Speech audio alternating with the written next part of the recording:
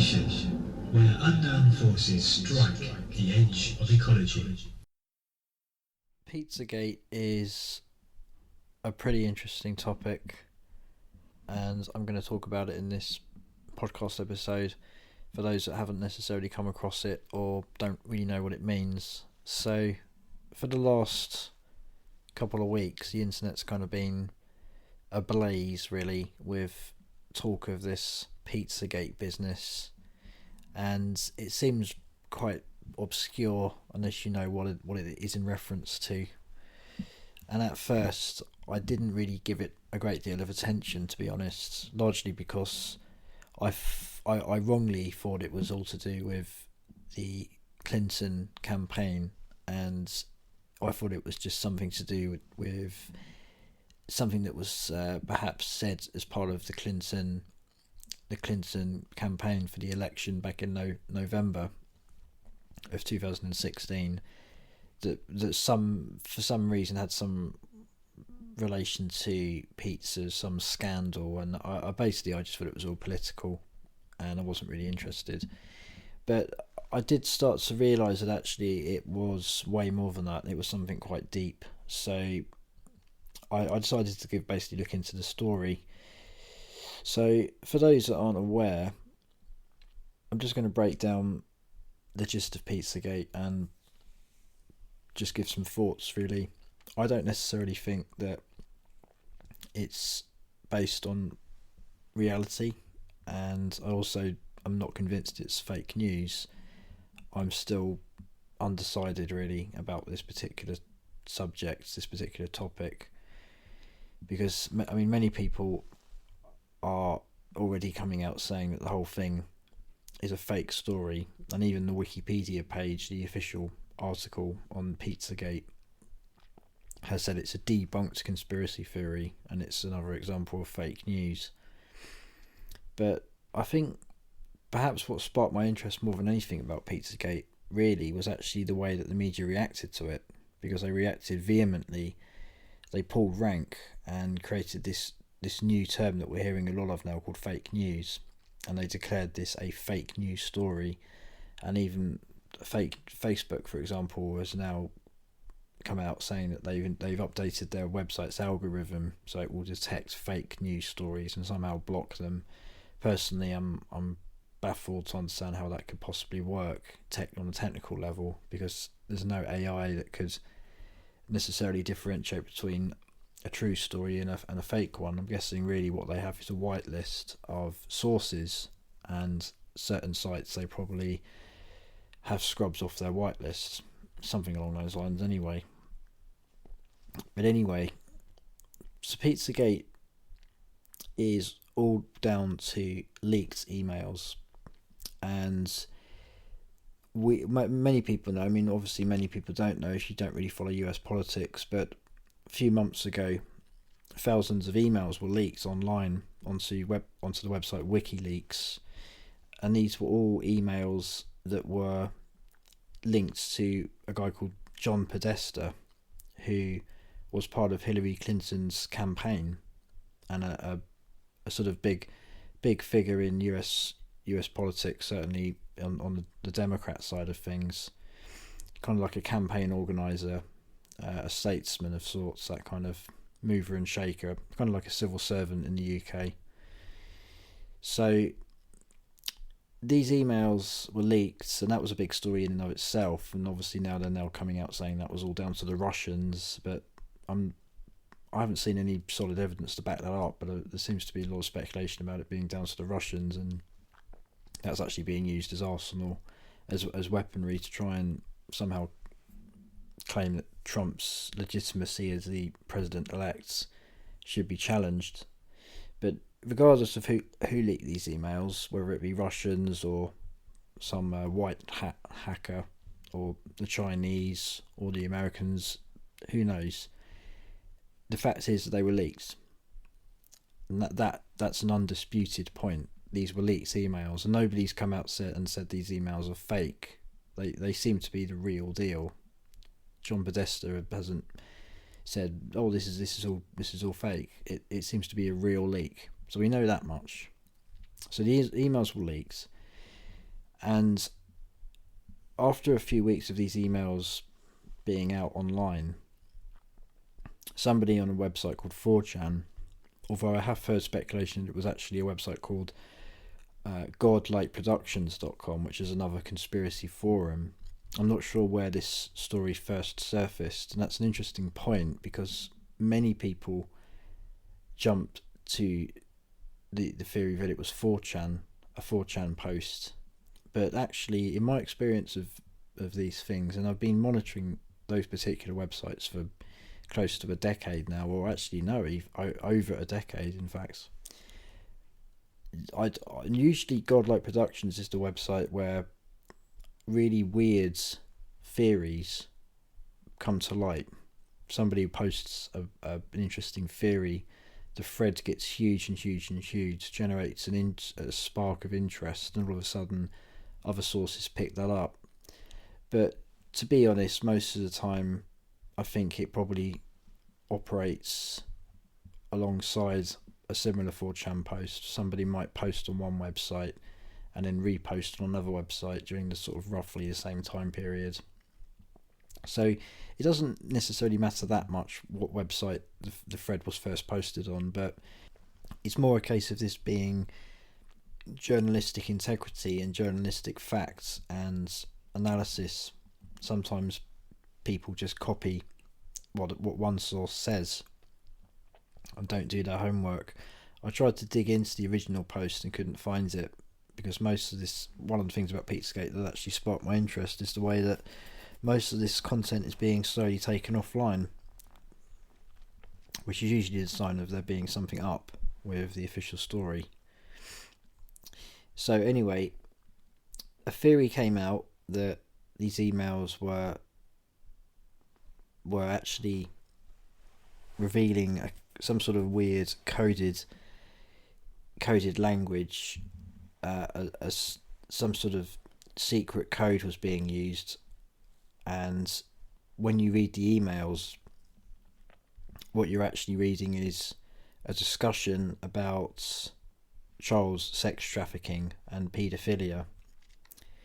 So the reason it's called Pizzagate is because there's constant references to pizza in the emails, and cheese as well, and hot dogs and food, just all sorts of food, but pizza seems to be the big one.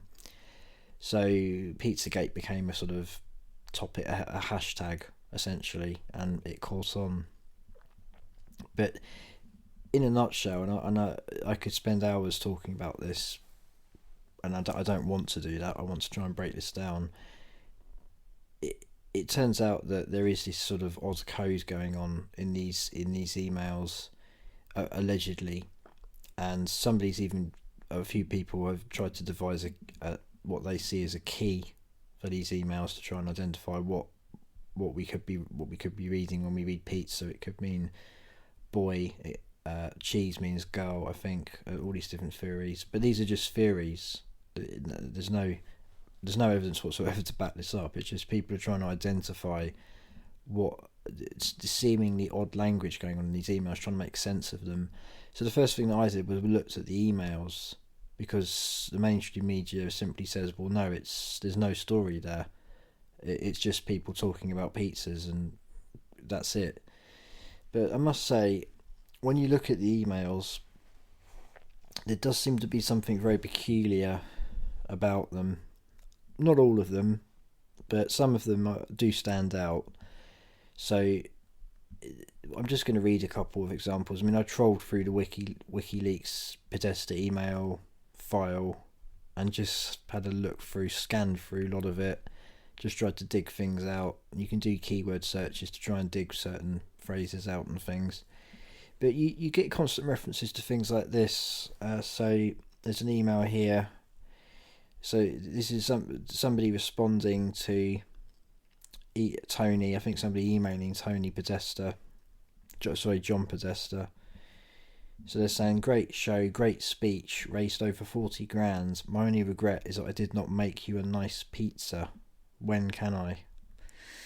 And yeah, sure, it's probably just what it reads. It probably is just that, a pizza. But then you see other emails where it's things like, I didn't get to spend enough time with the pizza tonight, or there was one I saw which I can't find. Actually, I did find it. I saw it a few weeks ago, where there was a reference to spending an hour with some pizza, which was a very odd way to word it. I mean, grammatically, it's just incorrect just to say you're spending an hour with an object or with food. I suppose it's not grammatically incorrect as such, but it's just odd. I mean, are you just sitting in a room with some pizza for an hour? No, generally you would eat pizza, and that may well take you an hour. It may take 10 minutes. But the wording was odd. But sometimes I think there is a danger of reading too deeply into just basically badly written emails that have been written in a rush, or by people maybe that just aren't particularly great at writing, or perhaps they are, but they just rush these emails out. So, or they just are just slightly eccentric, quite honestly. And you've got to take that into account. A lot of these politicians are just quite eccentric academic people, and they just do, they do sometimes word things in slightly bizarre ways, certainly in private email chains. But there are other examples. There's a reference to a torture chamber. Podesta says, in response to some other email, he says, still in torture chamber. And there's been a lot of people talking about this, but I must admit, I mean, what puts me off this theory is that people are jumping at very small references in this email trail, saying that that's proof that there's some torture chamber operation going on. It's like, well, no, of course that isn't. That's probably just a joke. And he was apparently, it turns out Podesta was having surgery on his hand. So that was probably in reference to some horrible operation he was in the process of going through, and he just joked and likened it to being in a torture chamber. So I don't necessarily buy that particular email. Another big one, which a lot of people have been talking about, is in relation to a hot tub. So I'll just read this particular email out. So there's a party being arranged. A lot of these emails are to do with organising parties and get-togethers and things. So, no plan to heat the pool, so a swim is a possibility. So this is the bit where people are kind of freaking out. So Ronnie will be Uber service to transport, so Uber being a taxi, the new taxi service where you use an app on your phone to get people. So basically they're talking about a driver. So Bonnie will be Uber service to transport Ruby, Cameron, I think it's Cameron, got a bit of a weird picture I'm looking at here, it's not, the text isn't very clear actually, and some other name which I can't read at the moment, and then in brackets 11, 9 and almost 7, so you'll have some further entertainment, and they will be in that pool for sure. So people have jumped at that and said, well, this literally is describing having 3 kids as entertainment and making sure that they're in a hot tub as part of a party. On the face of it, that sounds pretty sinister and pretty odd. And at first I did think, well, this might even be a smoking gun, but actually, when you really think about it, there's not a lot there, really. I mean, and it turns out that I think the writer of this email is a mother of one of those children, so it kind of starts to seem perhaps a little more innocent than at first, because what they're saying is the kids are going to hog the pool, but you know, what I must say is I think it is kind of odd how the ages were specifically raised as part of this email. It's very kind of sort of formal. It's kind of like their names, brackets, ages, 11, 9 and almost 7. Why is that important? Why can't you just say 3 kids or the names of 3 kids? And it is common knowledge, I think, that paedophiles are often very specifically drawn to a particular age group. So some will be very into 7-year-olds, others will prefer 12-year-olds, that kind of thing. So sometimes you do see this apparently in correspondence between these groups. You see reference to ages because ages are categories. So, I mean, David Icke used to talk about this stuff in relation to Ted Heath. I can't remember the age group, but Ted Heath particularly liking, 7-year-old boys, that kind of thing. So the only thing that I think is a bit odd about that email is the fact that the ages are referenced and specifically mentioned in brackets as part of the sentence. That's the only thing that I think's slightly perplexing there, and it is odd. So anyway, there's also references to pasta, and I can't remember what pasta was allegedly a code for now. I think cheese is allegedly girl, but I'm not going to go on too much about the whole code business because no one knows if that's true or not. That's just somebody's theory, and it who knows. But anyway, there's an email here. P.S. Do you think I'll do better playing dominoes on cheese than on pasta? And this is an email, I think, Podesta. So he's written a long email, then at the end he's put that line in. I think dominoes allegedly is reference to BDSM activity. And then, so the theory is, do you think I'll do better having sex games on a girl than on pasta on a boy? I don't know. I mean, quite honestly, I think that probably is just him saying, do you think he'll do better playing dominoes on cheese than on pasta? Really, it's just badly worded, but really what he's saying is, what are we going to eat whilst we play dominoes tonight? But then again, maybe it doesn't mean that. I mean, people are saying that this is code, and that means something else. That means girl or boy, essentially, or category of child, what age group, that kind of thing. And it's odd. The more you read it, the more you start to wonder. That's the problem with these theories. You do get drawn in, and you start to confirmation bias is the thing that triggers. You become accustomed to the idea that there is something odd here. And what happens is they will then tend to only look for sources that back up the idea that Pizzagate is a cover-up and there is something actually going on here.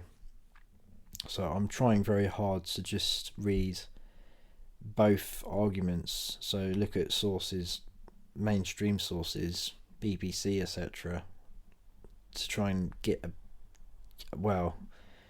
journalistic slant on this, perhaps. But the last few months have been crazy online with regards to mainstream media versus alternative media. The whole thing is kind of getting really out of hand now, and the camps are very, very firmly positioned now. You've got people just rejecting everything the mainstream media say now. And then you've got the mainstream media now coming out with this idea that everything the alt media puts out is fake news and shouldn't even be listed on Facebook as a trending topic. So it's getting really intense out there. But this is why I think it's important to always maintain a sense of impartiality, because you can get suckered into one camp or the other. You really can. It's so easy. So anyway, this Pizzagate, I mean, and the other thing, I mean, there's talk about it being linked to a particular Pizzagate restaurant, which they always go to, apparently, called Comet Ping Pong, I think.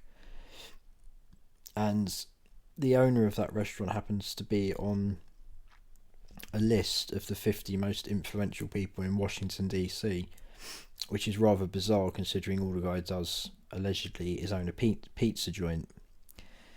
And this particular guy on his Instagram profile, he's got lots of pictures of work going on in this particular pizza joint, of like underground rooms being built, and very odd comments on these Instagram pages from people.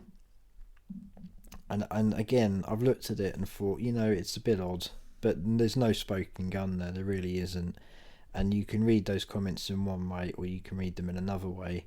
They're just things like there was one of a hole being dug, and there was a pic, and somebody said, "Oh, that there'd be lots of room for people down that hole," and then the response was, "It's already full." But they're probably just joking. See, the problem is people don't want to think that this is all just politicians just being silly, quite honestly. Just making silly comments on the internet, because at the end of the day they're just human beings. They want it all to be absolutely real. They want it to be completely 100% a conspiracy to do with child trafficking. So really, what I'd say about Pizzagate, really, to wrap up, I mean, this was a very fleeting episode. I'm not going into great detail. I'm just kind of providing a high-level overview for those that probably... Because I think most of our subscribers are in the UK, and it's not really been that covered in the UK. It has by the BBC and things, but only online. I don't think it's really been talked about on mainstream news. But I think what Pizzagate is for me is it represents another example of something I've talked about in previous episodes, where an interesting theory is put out by just a random individual on the internet, and that's essentially on a website, on a forum like 4chan or Godlike Productions, and it seems really plausible, so people just roll with it, and it becomes an incredible amount of momentum in a very short space of time, because just the power of the internet, the power of all these integrated networks and websites.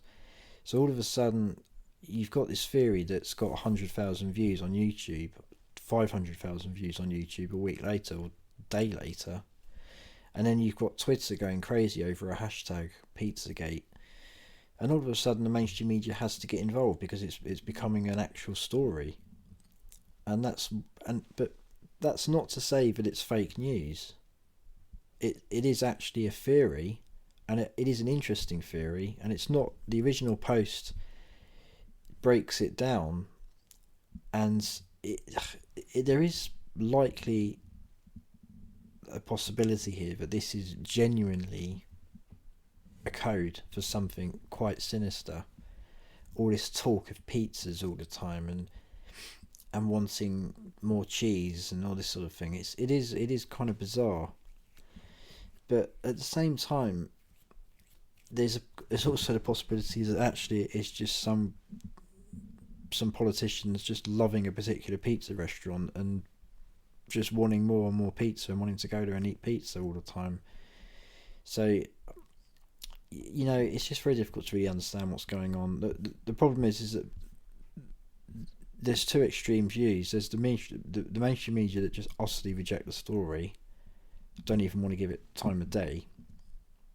And then there's the alternative people out there now that are so convinced that this is a real cover-up that they actually will vehemently attack even the likes of Alex Jones or Infowars for even slightly suggesting that it may not be a real story. And I think I've noticed David Icke's been walking a very fine line about Pizzagate, because I think he senses an extreme reaction from people if you challenge the idea that this isn't a real story. Basically, people want to believe that this is a smoking gun, but unfortunately I don't think it is a smoking gun. I think it's interesting, and I think it is kind of eerie. It's almost like creepypasta, that idea that it's an internet, it's like an internet story it's believable, but it probably isn't true. But there you go. It's an interesting one, Pizzagate, and it's not going to die. I think this thing's going to be around for a long time yet.